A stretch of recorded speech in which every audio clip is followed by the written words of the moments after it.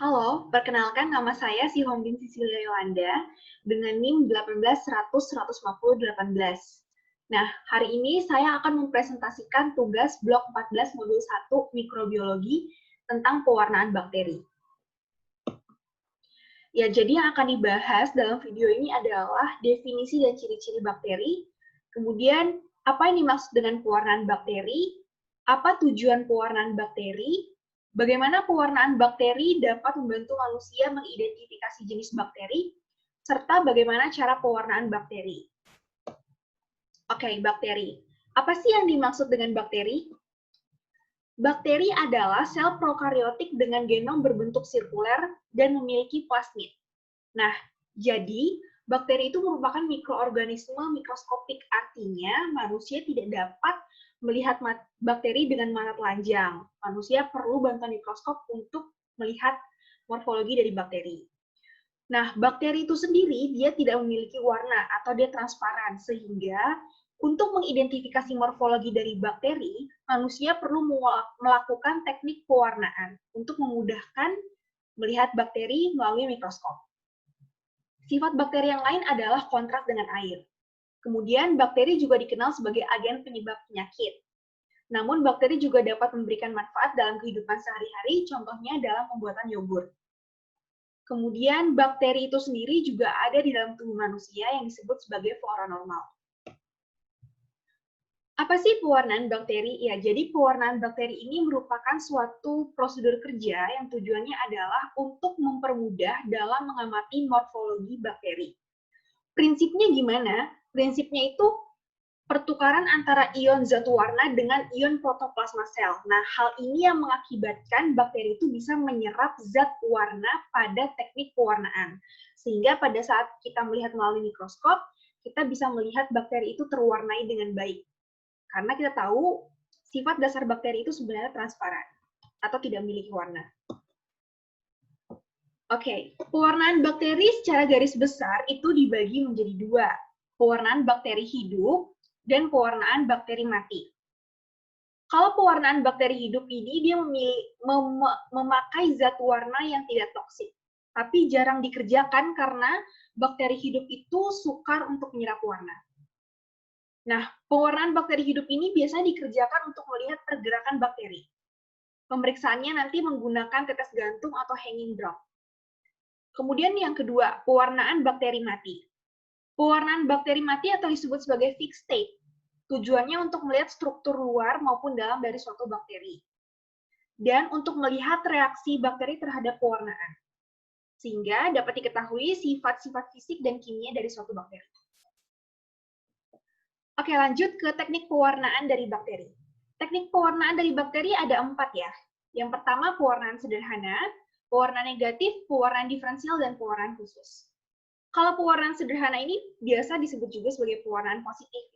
Ini dia menggunakan satu zat warna.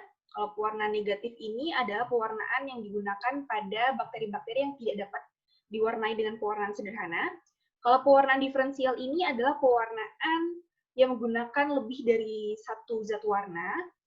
Nanti dia terbagi menjadi dua, yaitu pewarnaan gram dan pewarnaan bakteri tanah asam. Kalau pewarnaan khusus itu dia untuk mengidentifikasi spora, flagel, dan kapsul.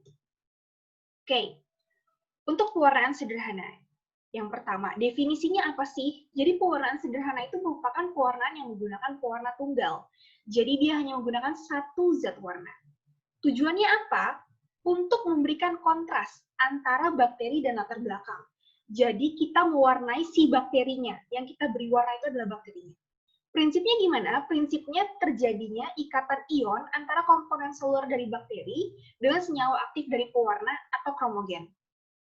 Nah, contoh pewarna tunggal itu biasanya adalah methylene blue, basic fusin, dan kristal violet. Oke. Untuk prosedur pewarnaan sederhana, gimana? Yang pertama, mempersiapkan kaca objek. Ya, jadi objek yang disiapkan itu objek gelas yang bersih dan tidak berlemak. Kemudian kita persiapkan apusannya. Apusannya itu bisa diambil dari biakan padat maupun cair, tapi apusan yang baik adalah apusan yang tipis dan kering. Selanjutnya kita ambil satu OC suspensi bakteri dan diratakan di preparat. Setelah itu kita tunggu preparatnya kering dan difiksasi preparatnya dengan cara melewatkan preparat di atas bunsen sebanyak 2-3 kali. Setelah itu ditunggu dulu preparatnya hingga dingin. Setelah preparat dingin, kita teteskan zat warna, yaitu kristal violet, 1-2 tetes, lalu dibiarkan 1-2 menit. Setelah itu, preparat dibilas dengan aqueous dan ditunggu hingga kering, kemudian dapat diamati di mikroskop. Oke, selanjutnya adalah pewarnaan negatif. Nah, apa sih yang disebut sebagai pewarnaan negatif? Jadi pewarnaan negatif itu adalah pewarnaan yang menggunakan pewarna asam. Tujuannya apa? Untuk memberikan warna gelap pada latar belakang dan tidak memberikan warna pada bakteri. Ini yang membedakan pewarnaan negatif dengan pewarnaan sederhana. Kalau pewarnaan sederhana kan yang diwarnai itu bakterinya. Kalau pewarnaan negatif itu yang diwarnai adalah latar belakangnya. Jadi latar bakterinya itu atau di daerah preparatnya. Jadi pada saat kita lihat nanti, bakterinya itu tetap transparan atau tidak memiliki warna, sesuai dengan sifat dasar dari bakteri. Contoh zat warna pewarna negatif adalah nigrosin dan eosin. Nah, ini disebut sebagai pewarna asam. Indikasi dilakukan pewarnaan negatif ini adalah pada bakteri yang sukar diwarnai dengan pewarnaan sederhana. Contohnya adalah Spirochaeta. Nah, nanti setelah diwarnai, bakteri akan tampak transparan. Untuk prosedur pewarnaannya, kurang lebih aja dengan pewarnaan sederhana, yang membedakan adalah zat warnanya. Yang pertama, kita siapkan kaca objek, kemudian kita ambil satu OC suspensi bakteri, diratakan di preparat, kita fiksasi dan melewatkan preparat ke bunsen, kemudian kita teteskan larutan zat warna sesuai, yaitu zat warna asam, kemudian kita keringkan preparatnya dan kita amati preparat dengan mikroskop. Oke, selanjutnya adalah pewarnaan diferensial. Apa sih yang dimaksud sebagai pewarnaan diferensial? Jadi pewarnaan diferensial itu merupakan teknik pewarnaan yang menggunakan lebih dari satu zat warna. Nah, jenis pewarnaan diferensial ini ada pewarnaan gram dan pewarnaan bakteri tahan asam. Oke, yang pertama kita bahas adalah pewarnaan gram. Pewarnaan gram ini ditemukan oleh Hans Christian Gram, yaitu seorang ilmuwan asal Denmark. Makanya teknik pewarnaannya disebut sebagai teknik pewarnaan gram. Definisinya apa? Jadi teknik pewarnaan gram ini adalah suatu metode empiris untuk membedakan bakteri gram positif dan bakteri gram negatif. 4 reagen yang digunakan dalam pewarna gram adalah yang pertama, zat warna utamanya yaitu kristal violet, kemudian mordannya yaitu larutan iodin, kemudian ada alkohol dan safranin. Nah, setelah kita mewarnai bakteri, bakteri itu akan digolongkan menjadi dua dalam teknik pewarnaan gram, yaitu bakteri gram positif, yaitu bakteri yang dapat mempertahankan zat warna metil ungu. Jadi setelah diwarnai, nanti kita lihat di mikroskop bakterinya itu berwarna biru atau ungu. Sementara bakteri gram negatif itu adalah bakteri yang tidak dapat mempertahankan zat warna metil ungu, sehingga nanti dia akan berwarna merah pada saat kita sudah selesai mewarnai. Kita lihat dengan mikroskop, dia warnanya merah. Kenapa warnanya merah? Karena prosedur terakhir dari teknik pewarnaan gram adalah kita memberikan larutan safranin. Safranin ini memberikan warna merah. Apa sih yang membuat bakteri gram positif itu bisa mempertahankan zat warna metil ungu? Itu karena bakteri gram positif itu punya susunan dinding sel yang kompak. Nah, lapisan peptidoglikannya itu tebal, sekitar 30 lapis, sehingga dinding selnya itu kurang permeabel bagi zat warna kristal violet tadi. Ketika diwarnai kristal violet, jadi kristal violet ini sukar untuk keluar dari dinding sel. Walaupun sudah dilunturkan dengan alkohol dan ditambah dengan zat warna lain, yaitu safranin. Jadi nanti bakteri gram positif itu dia akan tetap berwarna biru karena dia menyimpan atau menyerap zat warna kristal violet. Sementara bakteri gram negatif itu tidak mampu mempertahankan zat warna metil ungu karena lapisan peptidoglikannya itu lebih tipis dibanding bakteri gram positif. Bakteri gram negatif itu lapisan peptidoglikannya hanya sekitar 1-2 lapisan, sehingga dinding selnya itu lebih permeabel bagi larutan kristal violet. Jadi setelah diwarnai kristal violet dan dilunturkan dengan alkohol, dia lebih permeabel, zat kristal violet itu bisa keluar. Nah, nanti setelah dia terakhir diwarnai dengan safranin, akhirnya dia menyerap warna yang terakhir, yaitu merah. Sehingga pada mikroskop dia akan tampak merah. Nah, ini adalah perbedaan bakteri gram positif dan bakteri gram negatif ya. Kalau ditinjau dari komposisi dinding sel, bakteri gram positif itu kandungan lipidnya lebih rendah, kalau bakteri gram negatif itu kandungan lipidnya lebih tinggi. Kalau ketahanan terhadap penisilin, bakteri gram positif itu dia lebih sensitif terhadap penisilin, sementara bakteri gram negatif dia lebih tahan terhadap penisilin.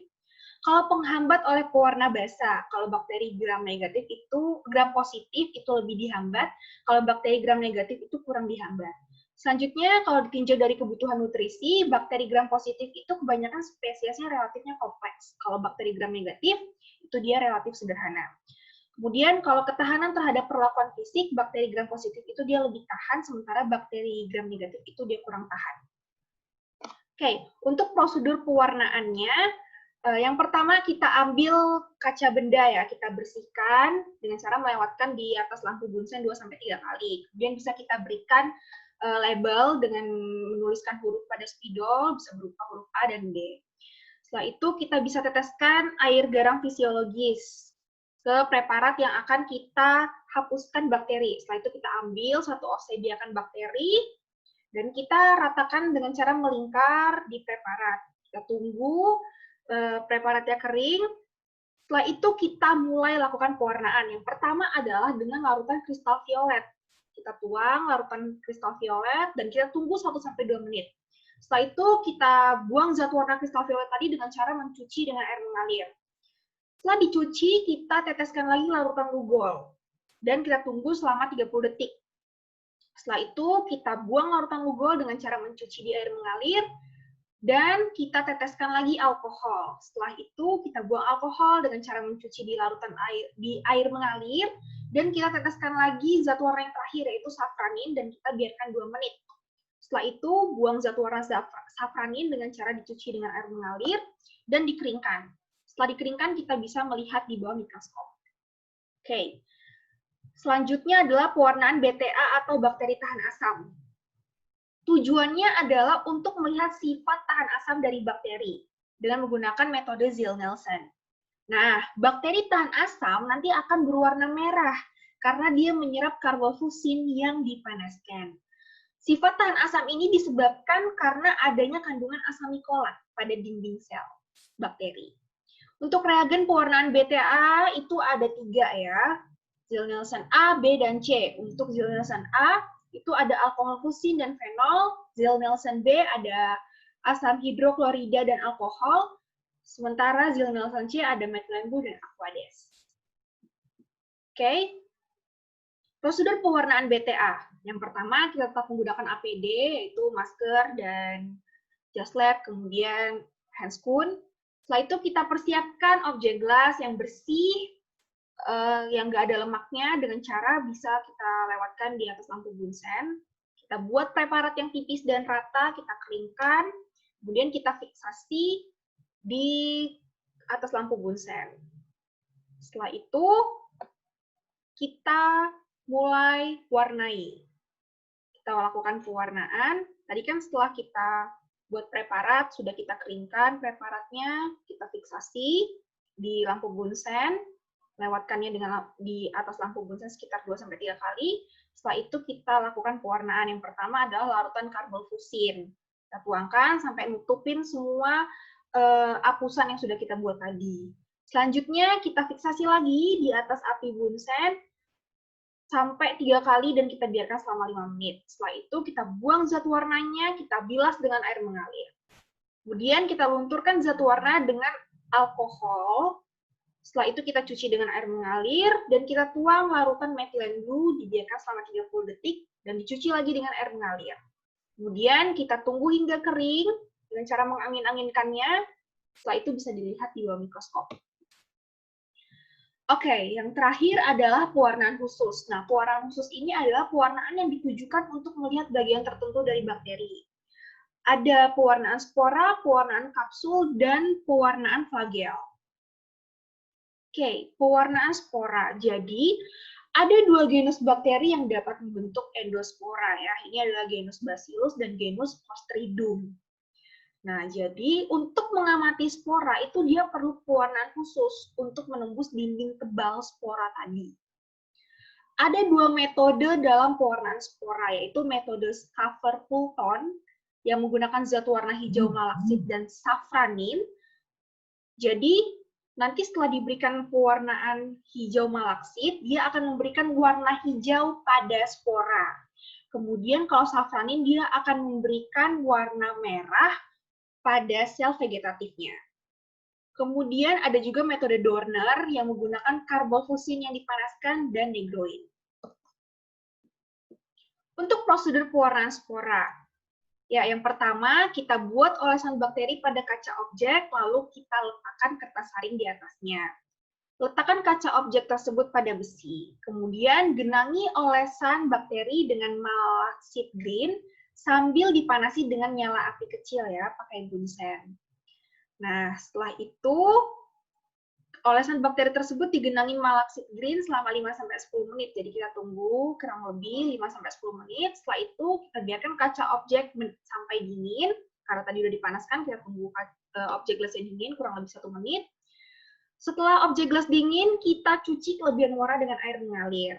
Kemudian kita teteskan hapusan bakteri tadi dengan safranin dan dibiarkan selama 1 menit. Setelah itu kita cuci dengan air mengalir dan keringkan dengan kertas saring. Setelah itu bisa kita amati melalui mikroskop dengan pembesaran 1000 kali dan menggunakan minyak imersi.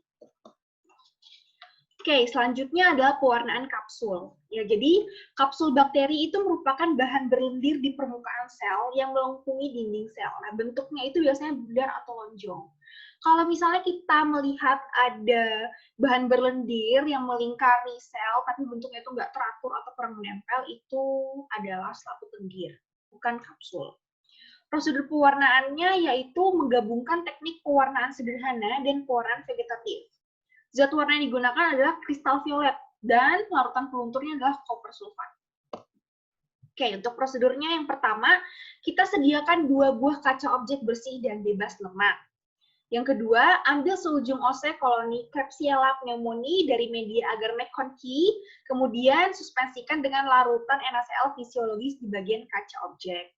Setelah itu, kita teteskan 1 tetes tinta Cina pada suspensi bakteri. Kita campur sampai homogen. Setelah itu, objek gelas yang kedua, kita sebarkan campuran tinta Cina dan bakteri tersebut di sepanjang permukaan kaca objek pertama. Biarkan kering, lalu dengan hati-hati kita fiksasi di atas bunsen supaya hapusannya itu melekat pada objek gelas. Setelah itu kita teteskan salah satu zat warna. Kristal violet selama 1 menit, methylen ghost selama 3 menit, kemudian atau safranin selama 1 menit.